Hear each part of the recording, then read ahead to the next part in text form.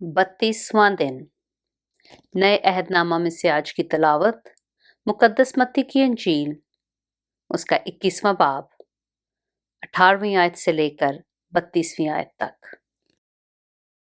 और जब सुबह को फिर शहर को जा रहा था, उसे भूख लगी और राह के किनारे अंजीर का एक दरख्त देखकर उसके पास गया और पत्तों के सिवा उसमें कुछ ना पाकर उससे कहा कि आइंदा तुझ में कभी फल ना लगे।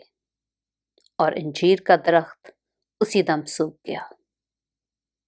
शागिर्दों ने यह देखकर ताज्जुब किया और कहा, ये अंजीर का दरख्त क्यों कर एकदम में सूख गया? यसू ने जवाब में उनसे कहा, मैं तुमसे सच कहता हूं कि अगर ईमान रखो और शक ना करो तो ना सिर्फ वो ही करोगे जो अंजीर के दरख्त के साथ हुआ, बल्कि अगर इस पहाड़ से भी कहोगे कि तू उखड़ जा और समंदर में जा पड़, तो यूं ही हो जाएगा। और जो कुछ दुआ में ईमान के साथ मांगोगे वो सब तुमको मिलेगा।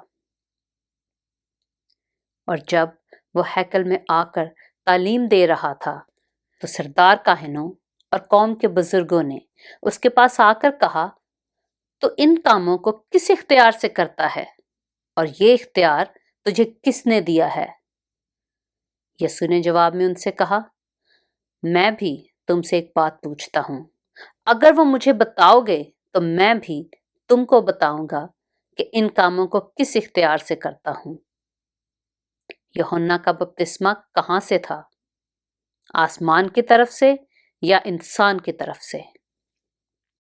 वो आपस में कहने लगे कि अगर हम कहें आसमान की तरफ से, तो वह हमसे कहेगा, फिर तुमने क्यों उसका यकीन ना किया?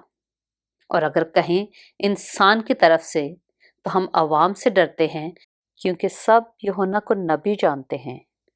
बस उन्होंने जवाब में यसू से कहा, हम नहीं जानते। उसने भी उनसे कहा, मैं भी तुमको नहीं बताता कि इन बातों को किस इख्तियार से करता हूं। तुम क्या समझते हो? एक आदमी के 2 बेटे थे।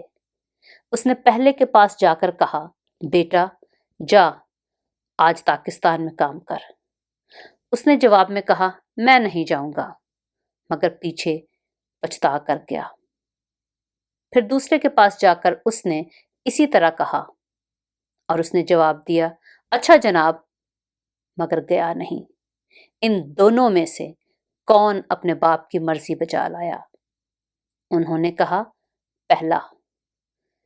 यसू ने उनसे कहा, मैं तुमसे सच कहता हूं कि महसूल लेने वाले और कसबियां तुमसे पहले खुदा की बादशाही में दाखिल होती हैं, क्योंकि यूहन्ना रास्तबाजी के तरीक पर तुम्हारे पास आया और तुमने उसका यकीन ना किया, मगर महसूल लेने वालों और कसबियों ने उसका यकीन किया, और तुम ये देखकर पीछे भी ना पछताए कि उसका यकीन कर लेते। पाक कलाम के पढ़े और सुने जाने पर खुदावंद की बरकत हो।